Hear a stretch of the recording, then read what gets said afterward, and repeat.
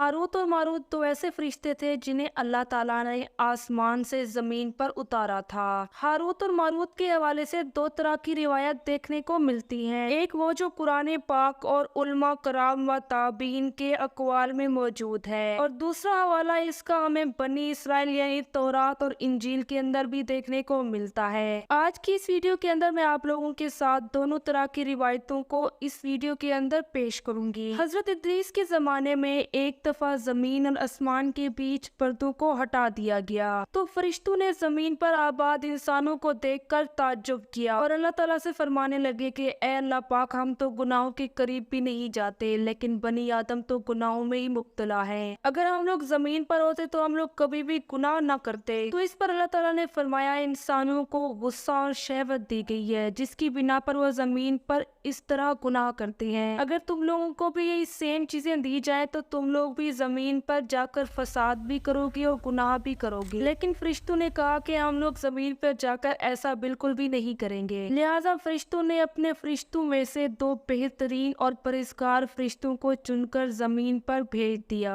इन दोनों फरिश्तों का नाम हारूत और मारूत था। ये लोग जमीन पर जब आए तो ये बहुत ही ज्यादा खूबसूरत इंसान थे और इनको काजी के काम के तौर पर मुकर्रर किया गया था। एक दिन एक औरत हारूत और मारूत के पास आई कि उसका शौहर उसके ऊपर बहुत ही ज्यादा जुल्म करता है, तो उसके साथ इंसाफ किया जाए। हारूत और मारूत ने जब उस औरत को देखा कि वो बहुत ही ज्यादा खूबसूरत है, तो वो उसके ऊपर दिल हार बैठे और उस औरत को जिना करने की पेशकश कर दी। तो उस औरत ने ये शर्त रखी कि अगर तुम लोग शराब पियो, बुत की पूजा करो और मेरे शौहर को कत्ल कर दो तो मैं तुम लोगों के साथ जिना करने के लिए तैयार हूँ। तो हारूत और मारूत ने इन गुनाहों को छोटा समझकर शराब पी लिया और दो और गुनाह भी कर बैठे। हारूत और मारूत फरिश्ते होने की वजह से आसमान पर चढ़ने का अमल जानते थे, इसीलिए उस औरत ने उनसे आसमान पर चढ़ने का अमल भी सीख लिया। जब वो औरत उस अमल के जरिए आसमान की तरफ गई तो अल्लाह ताला के हुक्म से उस औरत को एक सितारे के अंदर मस्क कर दिया गया। इस सितारे का नाम ज़ोहरा सितारा, जिसे आज वेनस के नाम से भी जानते हैं। खुद हारूत और मारूत जो अमल पढ़कर आसमान पर जाते थे वो अमल उन्हें भूल गया और अल्लाह ताला ने उन्हें सजा के तौर पर बाबुल के एक कुएं के अंदर उल्टा लटका दिया,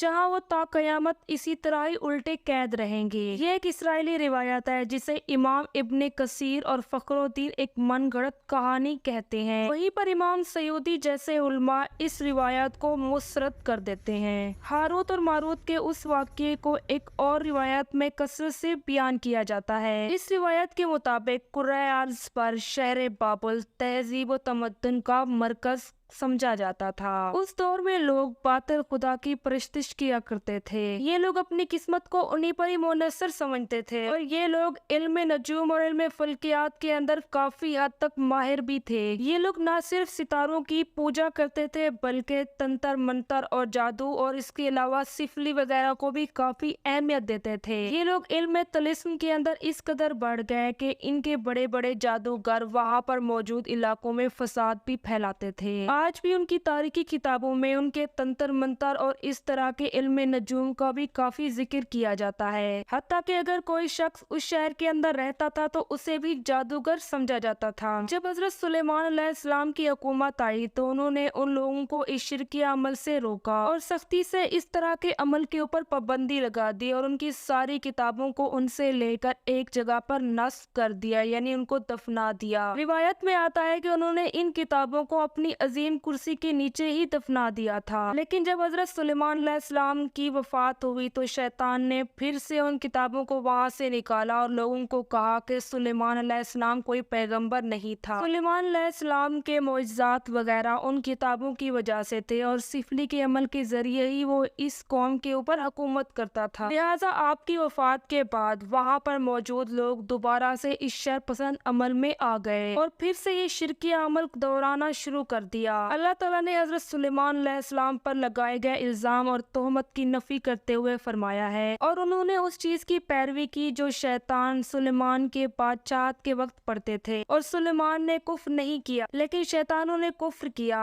और लोगों को वो जादू सिखाते थे। और इस चीज की भी जो शहर बाबुल में हारूत और मारूत तो फरिश्तों पर उतारा गया और वो किसी को ना सिखाते थे जब तक कि ये ना कह देते तो हम तो सिर्फ आजमाइश के लिए हैं, तो काफिर ना बनो। जब ये یہ علم پورے شہر کے اندر عام ہو گیا اور لوگوں کی تکلیف کا باعث بننے لگا تو اللہ تعالیٰ نے دو فرشتوں کو یہاں پر اتارا تھا۔ ان دونوں فرشتوں کو انسانی شکل میں زمین پر اتارا گیا تھا تاکہ وہ لوگوں کی رہنمائی کر سکیں، تاکہ وہ جادوگروں کے فساد اور شر سے اپنے آپ کو محفوظ رکھ سکیں۔ لیکن یہ تعلیمات غلط چیزوں کے لیے بھی استعمال ہو سکتی تھی، حالانکہ وہ لوگوں کو تنبیہ کرتے تھے اور ان کو کہتے تھے کہ یہ تم لوگوں کے لیے ایک آزمائش ہے، لیکن پھر بھی وہ لوگ ایسے کاموں میں پڑ گئے جو انسانوں کے لیے ضرر اور نقصان کا باعث تھی۔ بعض عربی داستانوں کے اندر اس کنویں کا بھی ذکر کیا گیا ہے کہ بہت سارے لوگ اس کنویں تک پہنچے اور ہاروت اور ماروت سے بھی ملے، اور ہاروت اور ماروت سے ملاقات کرنے کے بعد ان سے جادو کا عمل بھی سیکھا۔ بعض عربی لوگوں کا کہنا یہ بھی ہے کہ عراق کے قریب ایک کھنڈر موجود ہے جس میں ایک قدیم کنواں ہے۔ یہ کنواں اس جگہ پر موجود ہے جہاں سے بابل کی سرد شروع ہوتی ہے۔ یہ لوگ اسی کنویں کو ہی چائے بابل قرار دیتے ہیں۔ اس کہانی سے یہ سبق ملتا ہے کہ سفلی اور جادو ایک شرکیہ عمل ہے، لیکن اس کا استعمال اگر فسادیہ کاموں میں کیا جائے تو اللہ تعالیٰ کا اس شخص پر سخت عذاب بھی ہو سکتا ہے۔